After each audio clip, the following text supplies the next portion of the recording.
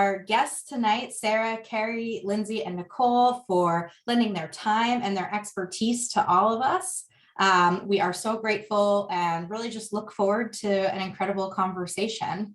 And so with that, I'm going to step back and hand it over to Sara Chandler, who is the co-chair of the Solstice Initiative Board. And so someone I'm very lucky to work with, and she will be the moderator of our panel this evening. And so Sara, I'll ask you to start by introducing yourself.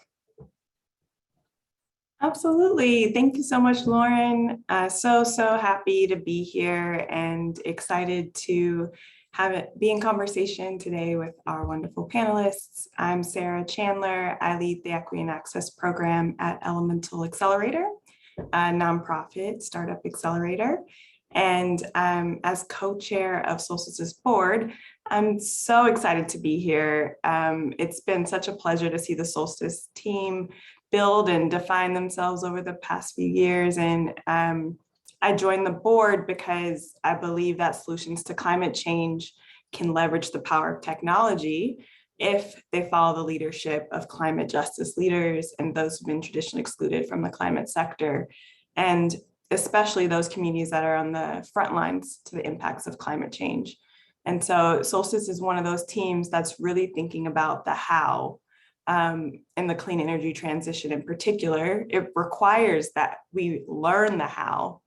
We practice it and we think about it in all of our work.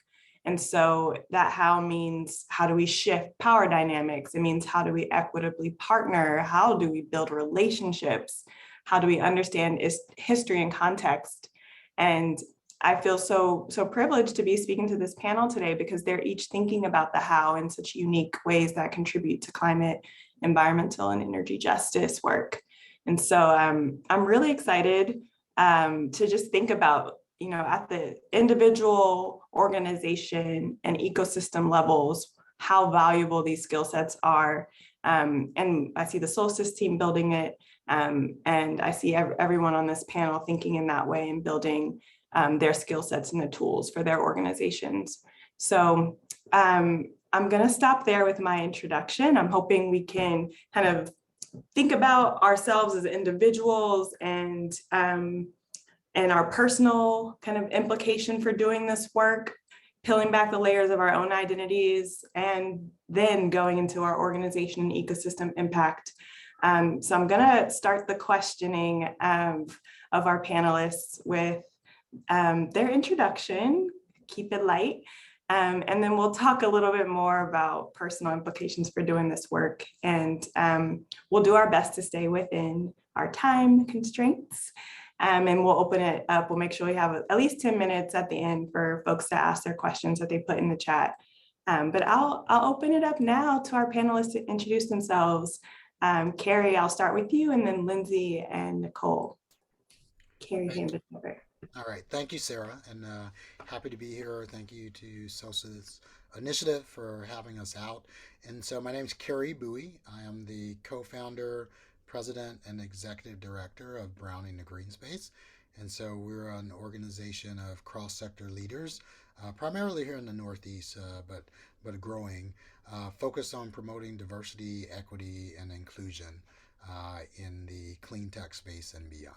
And so we have a vision of a just energy transition and a threefold mission to create jobs, to build wealth, and to reduce energy burden in communities of color. So I think that's all you want now. Is that good enough? All right. Excellent. I hand it to Lindsey. Thank you so much, Sara, and thank you so much to Solstice for organizing this conversation. I'm really honored to be here with Solstice, with the audience members, and with other panelists.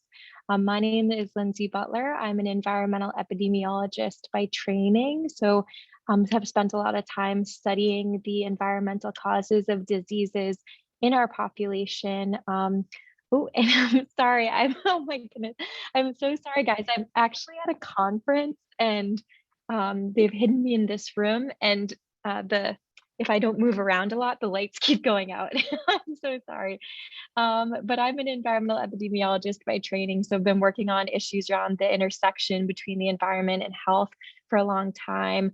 In my role at Blue Cross, I am the director of climate and health resilience, and we are working on a new strategy of integrated environmental health leadership, which means reducing our environmental footprint, catalyzing environmental justice, and educating and empowering our stakeholders about the intersection of the environment and human health. Before I was at Blue Cross, I was the Deputy Chief of Policy for the City of Boston, and had the great privilege of learning a lot from Mayor Kim Janey, the first Black mayor of Boston, first woman mayor of Boston, about doing racial equity work and the opportunity to address some of the racial disparity we have in Boston through climate solutions, and making sure we're being really, really intentional about how we advance climate tech and racial equity in the city of Boston. I'll turn it back to you, Sarah. Thanks, Lindsey. I love the symbolism of the lights going out. If you don't move it, you lose it. I'll pass it to you, Nicole. Thanks so much, Sarah and the Solstice team. I'm really excited to be here. My name's Nicole. I use she, her pronouns, and I am the Climate Resilience Program Manager with the Greenlining Institute. For those who are unfamiliar, the Greenlining Institute is a nearly 30-year-old organization that is based in Oakland, California, but does work at the state level and now even federally, trying to make sure that communities of color are able to build wealth, live in healthy places and communities filled with economic opportunity, and also prepare for the impacts of climate change. And so we really see ourselves as systems change advocates and policy advocates, working really closely with community partners to advance racial equity. And before stepping into this current role, I previously have had experience doing community engagement and policy advocacy, both related to racial justice, but also clean transportation, and also in the Northeast and Mid-Atlantic. So excited to get to be on this panel today and to talk more about the intersections of some of these critical issues. Thank you so much, Nicole. All right. I think it's really, really exciting to have folks working at different levels of climate, kind of the policy level. We've got folks thinking about the implications of health and race and economic impact.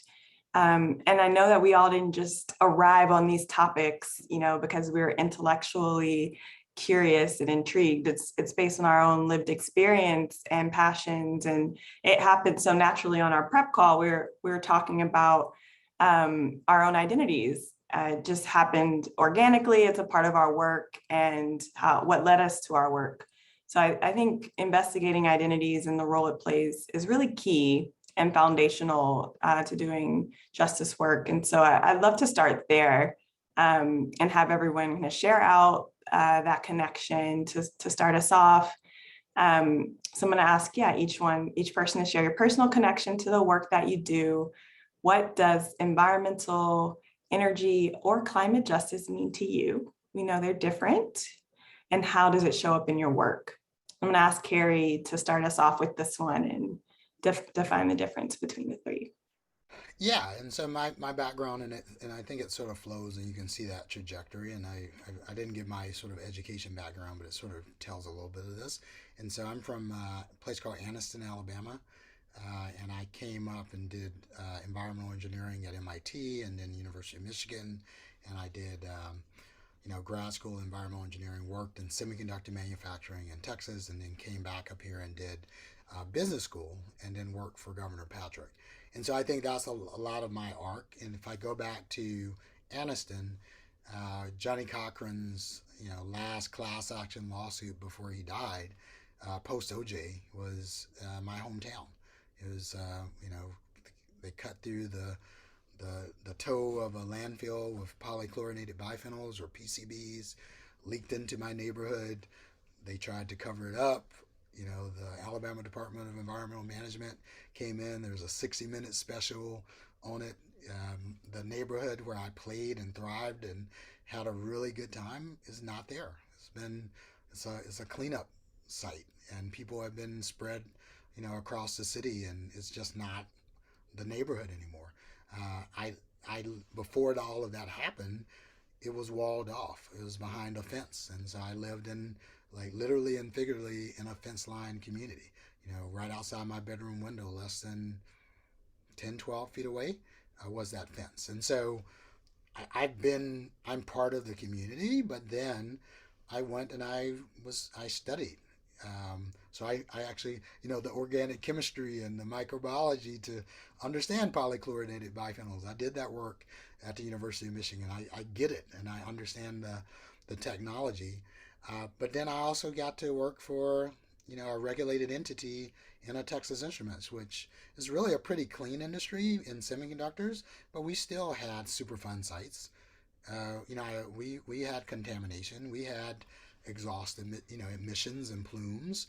So I know what it is to be a good corporate citizen by going and doing things in communities, but I also know what damage corporations can do. And then after I came and did business school, I went to work for Governor Patrick. And so I know Lindsey was talking about, Mayor Janey. I got to work for the second black governor in the country, and Deval Patrick, first black governor in Massachusetts, and also got to work into the Charlie Baker administration. And so getting to see what is the role of government in this was really important. And so I think that was sort of what did it. And if I go back to the beginning, my mom's a biology teacher. And so being at MIT, I thought I had to be an engineer. Thought I had to be an engineer. And so instead of doing chemistry or biology, I did environmental engineering, even before it was cool, before it was accredited. And one of the first classes I took outside of the academic classes, I took an urban studies class, and I read Robert Buller's Dumping in Dixie, an environmental policy class. And I think learning about the dumping that was taking place in my home state, that unbeknownst to me, I was like, why do I have to go all the way to Cambridge to learn about stuff that was happening sort of in my backyard? Really sort of propelled me to go, how do we figure this out? So there are other pieces, but that's sort of my personal connection to the work. And to answer that last question, I think environmental justice is sort of about the bads. Like, how do you remove the pollution and the asthma and all of that? I typically think of energy justice for me as sort of the goods. Like, how do we make sure that people get energy? How do we make sure they have access to renewable energy and energy efficiency jobs and all of that? It's almost, to me, the environmental goods. Like, how do we make sure that people get the good stuff?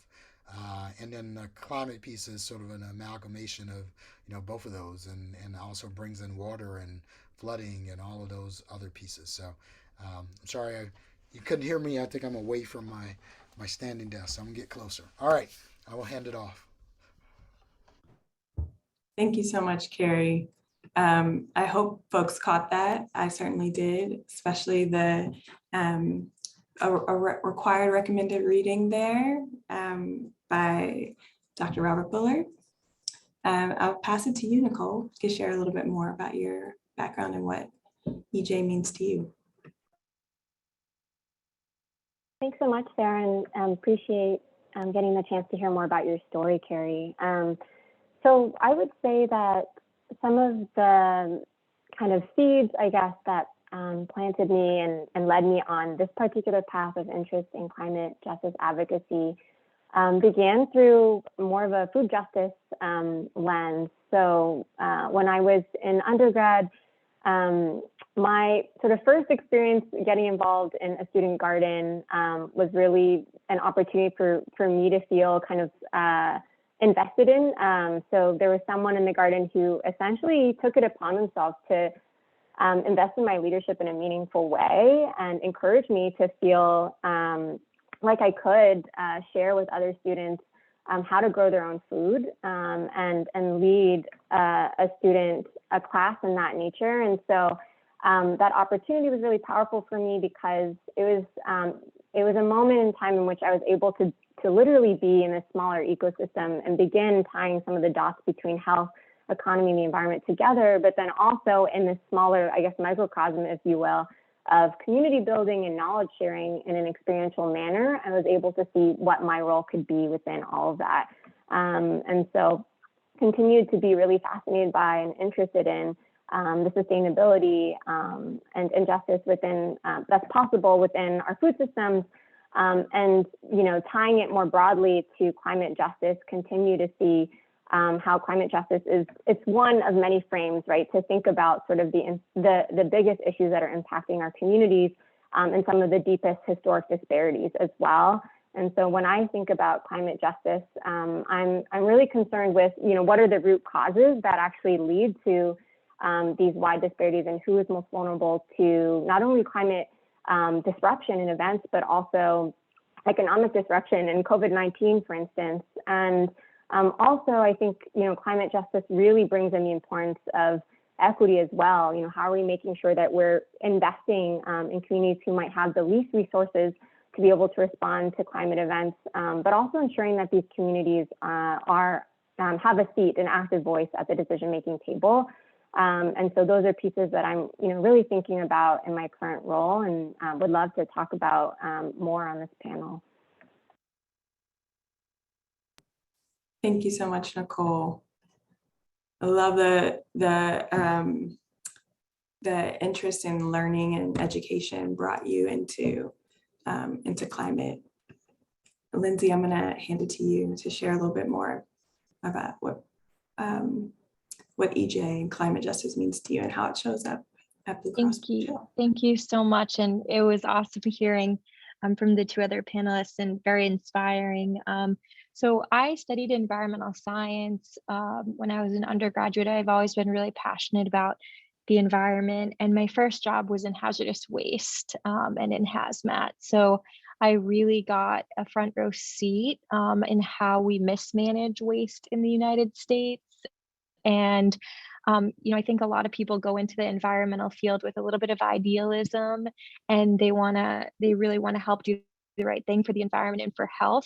But oftentimes what you're doing is you're keeping your client, who is the polluter, in compliance with what are very inadequate environmental laws still in this country. And so I felt sort of that's what I was doing. And I saw a lot of environmental justice issues. I saw a lot of really overburdened communities. I saw hazardous waste. I was in a hazmat suit all day. I saw hazardous waste transferred in areas that were very densely populated next to a Superfund site, just in very, very overburdened areas. I also saw that most of our knowledge about the hazardous materials that we were working with didn't account for the health of vulnerable populations, or even for the health of the broad population. Most of the occupational health literature on exposure to chemicals was on studies in just white men and didn't include any others. So that sort of encouraged me to go back to school, and I went back and I was studying environmental epidemiology, and I came there sort of studying the health impacts of chemical exposures. But what I would see in sort of instance after instance in my epidemiology coursework was that what was making the most people sick in this country was inequity and injustice, and that had a much bigger impact on a risk ratio even than a PCB exposure. Right, and Kerry mentioned PCBs, and there's a small set of the population that's exposed to PCBs, but that population that's exposed, they don't all feel the exposure equally, right, depending on their overall health, their social determinants of health, how they can access healthcare, etc. So it was sort of in my epidemiology training, combined with some of what I had seen firsthand in hazmat, that really started me on the path of thinking about environmental justice and how I could work in my career to try to catalyze improvements to environmental justice. Thank you so much, Lindsey. I agree. All of these stories are so inspiring, and I can kind of see the thread amongst everyone of that just really close attention to how your environment has impacted you for the good or the bad, and the power of really getting your hands dirty, learning either in soil in a community garden, in the lab, Kerry, or you on the front lines, Lindsey. So I really appreciate you all sharing that. And I think just continuing on along the lines of public health and the implications of environmental justice work, I'd love to ask you, Nicole, and Lindsey, if you want to chime in as well, why it's important to center and discuss race in the context of advancing climate and environmental justice. I think it's really great to have our panelists who can speak to this from different levels of the conversations. Nicole, I'll hand it over to you to start. Sure, yeah, happy to chime in here. And I think this builds off of what Kerry and Lindsey have already been discussing regarding environmental racism and that history in our country. But in short, we need to talk about race and, specifically also racial equity in the context of advancing climate and environmental justice because of a history of systemic racism in the US, which has led to these deep disparities that have already been discussed regarding pollution exposure, health outcomes, and within this larger context of climate vulnerability as well. And if we think about this just in terms of different things that people might face on a daily basis, I mean, low-income people of color are more likely to breathe in pollution from our transportation system, live in close proximity to hazardous waste sites, and then see the greatest rises in premature death related to extreme heat, or live in areas that are most prone to flooding due to sea level rise. And so all of these things are connected and they're by no means accidents. And so something that I'll just highlight is that the government's policies of redlining or essentially active disinvestment towards some communities on the basis of race that occurred actively in the 1930s, in which literally the government color-coded maps of which communities might be eligible for government-backed mortgages and which were not, is an example of this, right? So essentially these policies which blatantly left communities of color and especially African-American communities out of these specific opportunities to build wealth in our country have longstanding repercussions to this day. And so if we're thinking about energy in the context of the Solstice Initiative's work, this impact looks like many things. So on the one hand, right, if people of color are less likely to own their own home or have access to intergenerational wealth, they're less likely to be eligible for clean energy programs that are only available to homeowners. They might be more likely to actually have a higher energy burden. This is something we're seeing actively in California right now as we see mounting utility debt post-COVID-19. And so we really actually have to take active and corrective measures to ensure that those who have been most disinvested in are able to thrive in this transition to a clean energy economy. And that is through advancing policies and practices that are centering racial equity. And so that means a redistribution of resources and eliminating barriers to opportunity. And I would love to hear what Lindsey or Kerry might have to add to that. Thank you, Nicole. That was so beautifully put. I don't really have a lot to add. I mean, I think you made some really great points about the history of redlining and disinvestment and how those we see continue to this day to be areas of high NO2 pollution, high rates of pediatric asthma, less investment in tree canopy cover. So we're still seeing those impacts today in the health of our communities. And so it's very important that when we talk about the health of our communities, we address these historical and intentional conditions that were set. One thing I just will add around climate justice is, those folks we often think of those folks who are getting hit first and worst, right? By the urban heat island effect, by flooding.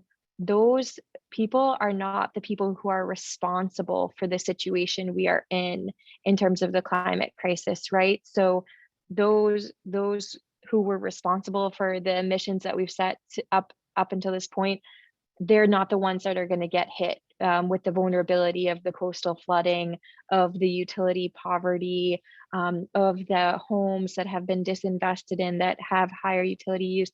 So, that we really need to be intentional about how we counteract this, to make sure that those that are hit first and worst, who are not to blame, are the folks that are lifted up and empowered in our solutions to the climate crisis. Yeah, Sarah, just one thing I would add here is just um, making sure we do stay centered on race. Oftentimes we'll go to socioeconomics and the money piece, and that's definitely really important and indicators as you think of low, moderate income. But you can still track race a lot, or oftentimes, a poor white community equal it's the black or brown community is going to have it even worse, or even black and brown folk who are like well educated and making a lot of money, there's still oftentimes you can see disparities in those communities. And so we unfortunately we're doing a little bit more now, we're waking up a bit, but we just had a hard time talking about race in this country. And, this is one of these places where we do need to just say, hey, a lot of this is really about race, and we just need to deal with it.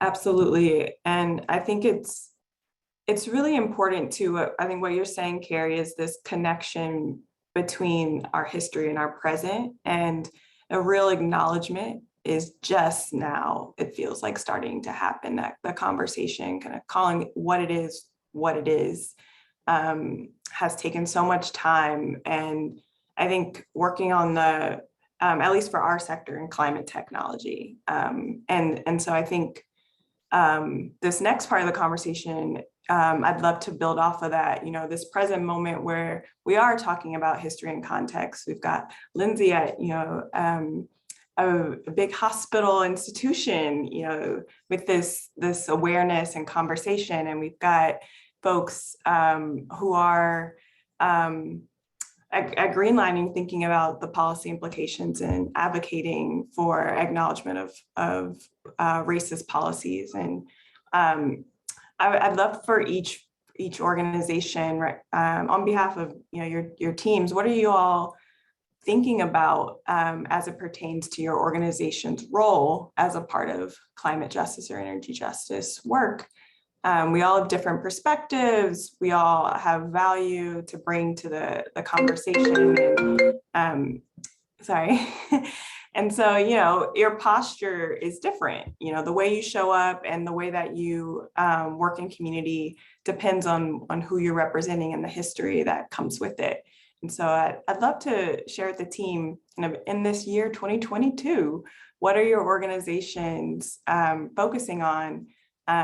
Maybe what are one or two priorities that you're doing to advance climate, energy, or environmental justice, and why did you land on those priorities? So I'll start with Kerry and then go with Nicole and Lindsey.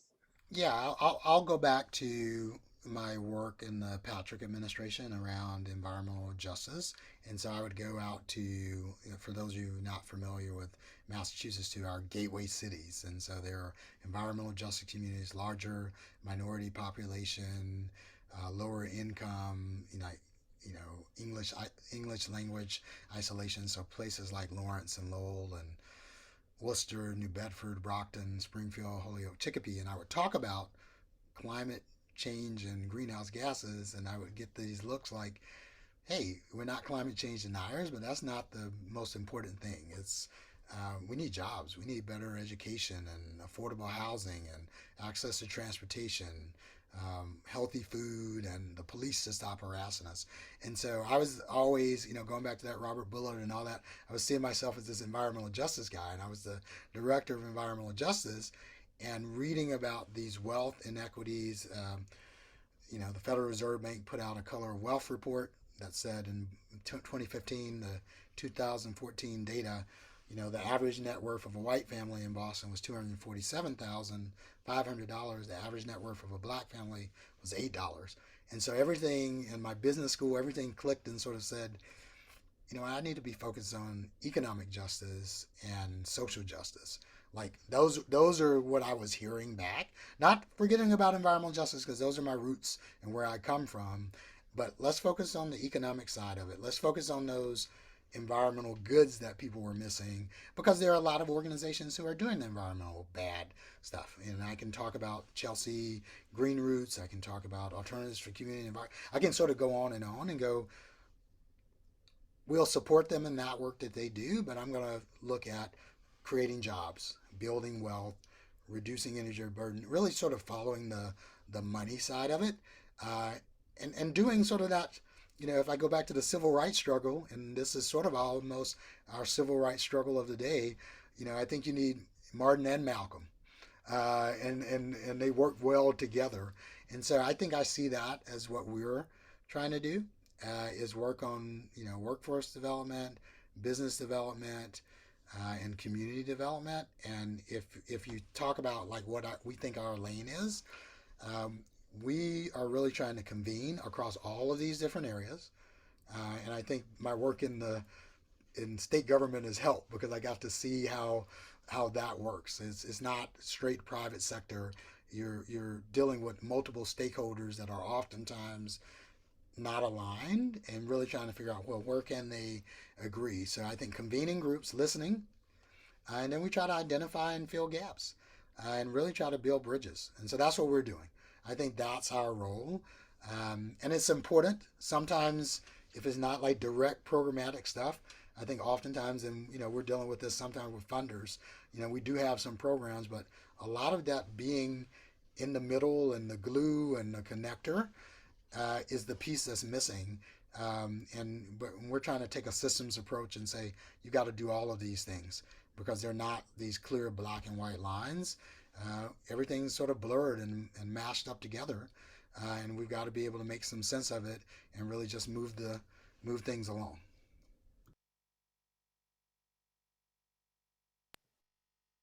Thanks, Kerry.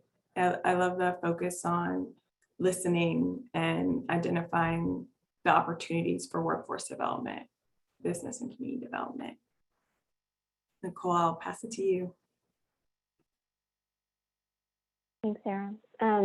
I would say there's a lot of pieces, a lot of threads that I heard from what Kerry just shared that show up in the way that the Greenlining Institute approaches our work. And so some of the words that stand out to me from Kerry's share was around systems change and thinking about bridge building. And I think those actually are very much aligned and resonate with the Greenlining Institute's work. And so, the organization that I work with it's a policy advocacy organization. And we're not an environmental justice org, so we don't necessarily have a membership base. We're not based in an environmental justice community, and yet our work aims to further environmental justice goals, and also goals around environmental equity. Like, how do we think about redirecting and targeting investments where they're needed most? And so I would say that's one piece of the work, and the way that the Greenlining Institute shows up in this ecosystem is, how are we educating policymakers and working closely with anyone from state agencies to legislators to help them understand, A, what does it actually look like to put equity into practice? How do we make that real and tangible? And then B, how do we actually carve out very real and tangible benefits from new policies and forthcoming budgets to make sure that the outcomes are ultimately more fine-tuned and reaching frontline communities. So that's one side of the work. And another piece that I'll uplift here that is a core component of the Greenlining Institute's work is that sort of bridge building and connection work, and specifically capacity building as well. So in addition to having a leadership development program that supports the leadership of people of color in this space, we also have a capacity building team.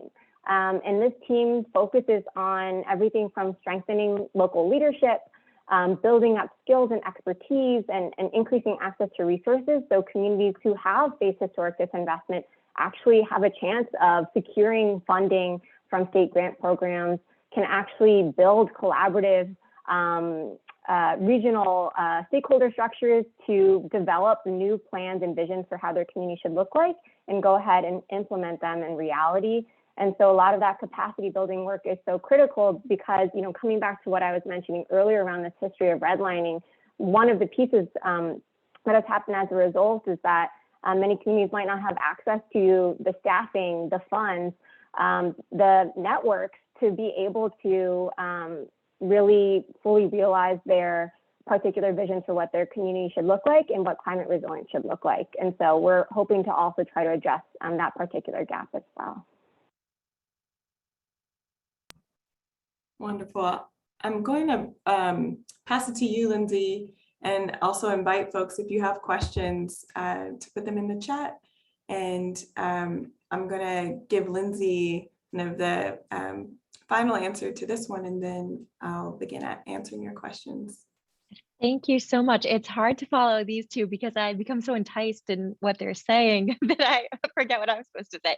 But I'll do my best here. So I would say that the way we approach the work sort of depends on the stakeholder that we're engaging in the role we play. So we know we're an anchor institution in Massachusetts. So we employ a lot of people in the state, and we work with a lot of partners as their health insurer. So we have a very valuable brand. We have good brand visibility. We have a good brand reputation, and we recognize our power, and we want to use it for good in terms of the work that we're doing in the environmental space. So one is that reducing our footprint and encouraging everyone we do business with to do the same. So we're on a aggressive decarbonization strategy, and we also look at all of the vendors that we do business with. And this is really something that's gaining a lot of traction in corporate sustainability, is looking at your vendor supply chain and making it required that they're actively reducing their emissions. So like using your dollar. So we're doing that sort of actively in terms of our decarbonization, our environmental impact reduction, and trying to serve as a leader in that space. And then the second space is sort of through our philanthropic work. We have very close relationships with a lot of environmental justice nonprofit leaders at Green Roots and Eastie Farms and elsewhere. And it's resource sharing. It's, we do philanthropic work both through our corporate citizenship and also through our foundation. So we have like 2 philanthropic arms, and it's trust-based philanthropy. It's sharing of resources sort of with no strings attached, and letting our corporate community partner lead the way. So I don't want to go into Green Roots and their leadership and tell them how to spend dollars. I want them to come to me and tell them what they want to do with the resources and do their thing. So trust-based philanthropy for EJ organizations is another powerful lever we're using. And then lastly, recognizing that we're a very trusted public health communicator, and people look to us for information. We saw that during the pandemic when we spoke to our members and patients about vaccine hesitancy, et cetera. So we really take that responsibility as a health communicator very seriously. So we just recently during Earth Week sat down with 600 of our accounts and talked to them about the health impacts of climate change, about environmental justice, about climate justice. I do speaking engagements internally to our own associates, externally to our accounts on the history of environmental justice, redlining, the work of Dr. Bullard, the work of Hazel Johnson, and just getting that information out there, especially into the halls of power, is really, really important, I think, because a lot of people might be well-intentioned in wanting to like advance environmental justice or do EJ work, but they don't have the necessary historical understanding. And so we see, part of our role is helping to share information and educate people. So yeah, like I said, I think the work kind of depends on who we're engaging with, but that's kind of our overall approach. Thanks so much, Lindsey. It's really, really exciting to hear that you all are thinking about supplier diversity and how to leverage that power that you have for good. Love that. And I think it's really interesting just in general to see organizations position themselves as anchor institutions and seeing what they can do outside of business as usual. And I think, what I heard from you all was this kind of understanding and appreciation of really important roles that your organizations individually are kind of in a unique position to fill. So Kerry, being able to better understand that systems approach in the region, and to say, we're not thinking about awareness. We know we have the awareness of the environmental bads. We've got many organizations taking care of that part of the work. Now we're going to focus on the goods. We need more of that part of the conversation. So here we are, not talking about environmental justice, but we're talking about economic justice. That's the real root of what we're trying to create, is more opportunities for folks. And Nicole, the perspective of, we may not be situated in community. We're not working with environmental justice, direct services or benefits, but we're thinking about the capacity that if each org individually can have, what is the systemic impact of that. And so I think it's really exciting to see that filling in from Greenlining of education and collective empowerment, meeting that need of capacity building. So thank you all so much for sharing. We got 15 minutes left on your environmental, climate, and energy justice hour with our panel. And so I want to ask each a question. Feel free to bring them into the chat, and I'll do the work of peppering our folks. But I'm going to start with Lindsey. What do you see are significant barriers that stand in the way of your organization creating the impact that you all desire? And what are some of the solutions to those challenges? Sure, thanks. I think, again, it sort of depends on the stakeholder. And like one of our overall biggest challenges is that we do engage with so many different stakeholders, right? So we are part of the sort of healthcare vertical. We are the health insurer. So we work with so many organizations and different types of organizations, and these issues look different to all of them. So it's not a one size fits all approach to doing this work. And I'll also just, be candid, justice work is not always pretty. It doesn't, sometimes what I want to do doesn't align with a corporate strategy. And so there are obvious challenges there. That's all I'll say about that. I also think that what every organization, I'm at this conference where we're talking a lot about how to achieve net zero as large organizations, and it's expensive, and it's going to take resources that have never really been given to this type of thing before. And in terms of companies and large organizations really investing, whether it's in the decarbonization of their operation or in carbon offsets, it can be really challenging to make the argument to a CFO that we need to start investing more money in our decarbonization efforts, because sometimes it's hard to see the ROI. But one thing I just want to mention is the power of millennials and Gen Z.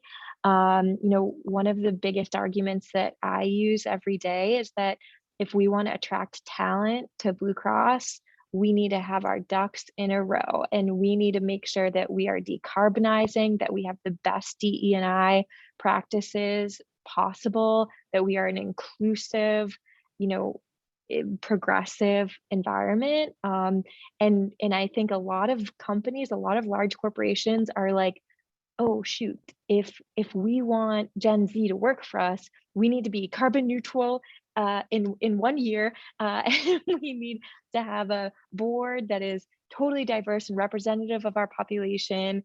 And so I just want to elevate the importance of that voice and encourage any young people who are listening to keep that momentum going for us, because those of us who are trying to make change in the corporate sector are looking to you guys, and we're providing you as evidence.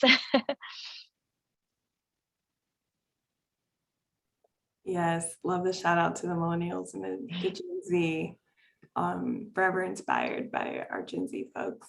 That's really fascinating. I think, you mentioned earlier part of your work too is educating internally, and I know that we can all resonate and understand the messiness of equity and justice work and the hard often invisible emotional labor and work that comes with that education. And so I appreciate you calling that out as a part of the challenge, because sometimes it can feel like, you know, the conversation should have started years ago in many cases. Right. And I also think way too often the conversation falls on the shoulders of Black and Brown people to do that emotional labor of educating folks. Like that's not okay. To me, like white people need to educate other white people about redlining and nitrogen dioxide. Like, and it really bothers me to see these DE&I initiatives that are shouldered by Black and Brown people and people from historically excluded populations. You know, those of us who come from racial ethnic groups that are responsible for the systemic racism in this country need to do our part to educate ourselves and to change it. So I just want to also mention that. Yes, absolutely. Louder for the people in the back. Definitely appreciate that. And I think it's a good segue to kind of a conversation about corporate responsibility and, you know, political responsibility and kind of this sense of urgency that we often feel with this huge issue ahead of us that we all care so deeply about. And there is an inherent urgency to it. And also, you know, it exists that our work is really messy and complicated and nuanced and requires a lot of redesigning. So I'd love, Nicole, if you have thoughts on this one's for you. How do you personally and at your organization balance this sense of urgency and equity in pursuit of working on climate solutions? Definitely. I appreciate this question because it's an argument we hear a lot. I think in this space, urgency gets a lot of attention. And don't get me wrong, we know, right, how urgent the climate crisis is.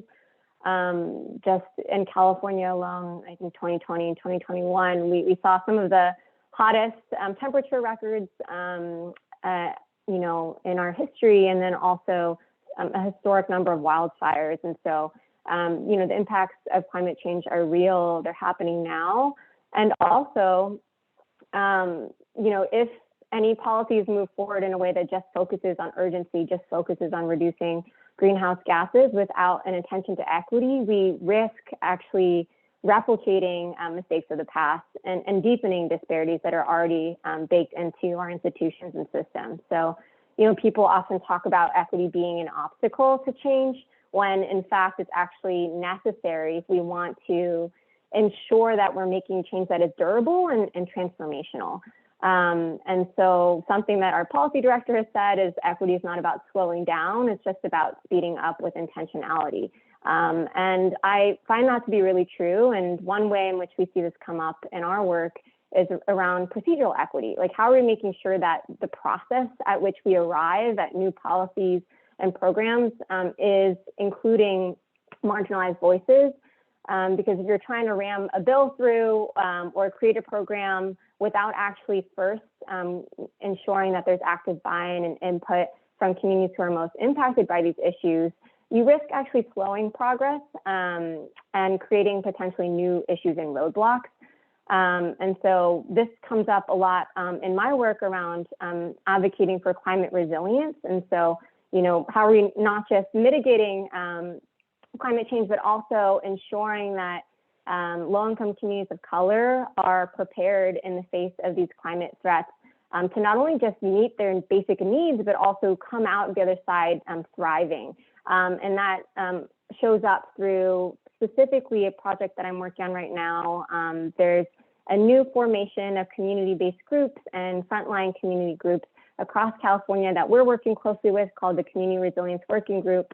And together we're trying to essentially shape some of the new programs that are a result of last year's historic budget surplus, and making sure that equity is going to be at the center of how California is envisioning climate resilience moving forward. So how are we making sure that we're developing a model so that when state agencies are thinking about these new programs, they're also, you know, thinking about how to uplift community needs and expertise, and specifically also thinking about climate resilience in a holistic manner. So not just how are we strengthening our built infrastructure, not just how are we strengthening our natural systems, but also centering community resilience, investing in some of these key social services and infrastructure that Kerry was talking about earlier that are essential, even without all the impacts of climate change that we've been discussing today. So equity on that note is not only just like the moral imperative, but it's something that we must incorporate if we're to make the most significant progress possible on our climate change goals. Thank you so much, Nicole. That's such important work. I'm so excited to follow along and learn more about the working groups as you all begin that effort. I'm gonna pass it to Kerry for our final question before we close out, and I hand it back over to Lauren. And I think this is a good one. It's Kerry, you called yourself a bridge, self-proclaimed. So I think this is a great question to end on. And it gets to a bit of what you were saying before around, replicating the civil rights movement and thinking about all the different roles that are needed and partnerships that are needed. We know that the civil rights movement was successful not only because of the folks speaking and leading marches, but those who were cooking in the kitchen and making sure that we had enough resources and supplies. And everyone's role is important and takes that ability to see the roles needed and bring them together. So I'm curious, from your perspective, how do you think different groups from different sectors can work together to create change? So if you want to share an example of a successful partnership that you saw as intersectional, bringing in different folks' talents and identities that you're currently working on, or a collaboration you're really proud of, I'd love to close us out with an example. Yeah. So, and what I'll do is, versus digging deep, I'll give you really high level, like 3 across those different areas, and then talk about what I think works and how other people can sort of do this. So, in our workforce development space, I think a couple of things, but we did a project with the Mass Clean Energy Center, similar to sort of what you guys are doing with Edict out on the West Coast. So there's a clean energy summer internship program, and so we were actually put up for one of the group finalists of the year in the Green Tie or Gala Awards. But it was like us and our partners at All In Energy. It was the people at the Upward Project, Liaise Noir, and so just everybody coming together. And it was sort of, we had identified a problem. We've got a program using state dollars to place interns, but most of them, and I'm an MIT guy, most of them were like young white tech guys. Like, that's not right. We need to get black and brown and more women. So we pulled that together. In the business development side, I would say one thing we're doing is, once again, identifying a gap, focusing on startups, but man, a lot of supplier diversity work. How can we get more contractors of color in? And so we're partnering with the Emerald Cities Collaborative that has a contractor academy and Surge Contractor Incubator that's starting here. And they're like more accelerator, first, second stage growth. We're trying to just get more people like really early on at the beginning. Can we get some journeymen and crew chiefs and others so they can just decide to launch careers and start companies? And partnering with Greentown and Northeast Clean Energy Council on that. And then in the community development, we recently received no funding, but technical support from the Department of Energy to focus on the community of Lawrence, really thinking about decarbonization and electrification and mobility, and bringing a whole bunch of people together. I think it's this whole big tent, sort of approach. And so people on the ground, like Groundwork Lawrence and, just the people who are there, and then opening it up and bringing in, if we can, neighbor to neighbor and Lawrence Community Works and neighboring communities, Energize, Andover, but even people from abroad, Block Power out of New York, Charger Help out of, California, and let's just figure this out. And so the last piece I'll say on this is, across all of those, I think we try to just go back to our values. And because oftentimes what I saw when I was at the state was people sort of stepping over each other, getting in each other's way, fighting for crumbs. And so our values are, first and foremost, community first. We're trying to support the community. We're trying to support climate justice, so diversity, equity, and inclusion. And we're trying to do that with trust, transparency, and collaboration. I think if you do that, if you know what you're working at, then it's easier to partner with people just to, for me, get stuff done. And realize that sometimes, Sarah, like you said, sometimes we need to be in the back and somebody else leads. And sometimes we need to lead. Sometimes we need to lock arms and do it in lockstep together as a unit. But let's just figure out what works and do it. And I think that's what we need to do. And these issues, for at least for us, it's sort of the racial wealth gap and climate change. They're too big for us to, in a sense, be bickering about it. We need all hands on deck, and just keep it moving. Amen. I think it's been a real enlightening opportunity to get to talk to you all and to have the privilege just to zoom out a little and see each of our various organizations' roles, and the personal and individual journeys that helped get to the collective impact.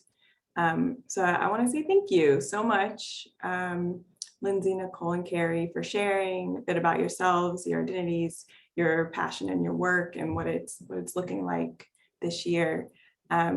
It's really, really great to have Solstice playing this role of convening us, folks at different levels of our ecosystem, to talk about and have the important conversations about the nuance of value set, skills, roles, and responsibilities in doing environmental justice and climate justice work. So I just want to say thank you so much for you all and your perspectives and your leadership. Now I'll pass it to Lauren as we close out. Thank you, Sarah. And I want to thank you so much for moderating and bringing up so many insightful angles to this multifaceted conversation. And Kerry, Lindsey, and Nicole, for all of you for sharing your personal and professional experiences that really help show us all, all the different sides to the incredible work that you're doing. And to everyone on the call who attended, thank you so much for joining us. Kerry really wrapped it up perfectly, saying this is all hands on deck. And I know I'm inspired by the folks we heard tonight to really keep fighting for this movement. And if you are too, Solstice Initiative is always looking for supporters and champions like you who are passionate about environmental justice, energy justice, climate justice. And we look forward to staying in touch with all of you and sharing our progress. If you'd like to get involved, feel free to drop us a line, make a donation, or just tell someone you know about why environmental justice, energy justice, and climate justice matter to you. As we all just saw, just hearing these stories that we all have of the way that these issues have affected our personal lives can be the most powerful call to action of all. So your story will make a difference because it takes all of us to tackle such big issues. So thank you to everyone for the hour you gave us tonight. We really appreciate your time, and thank you again to our speakers and panelists. Thank you. Thank you so much. Thank you. Bye, everybody. Everyone. Bye-bye. Have a good day.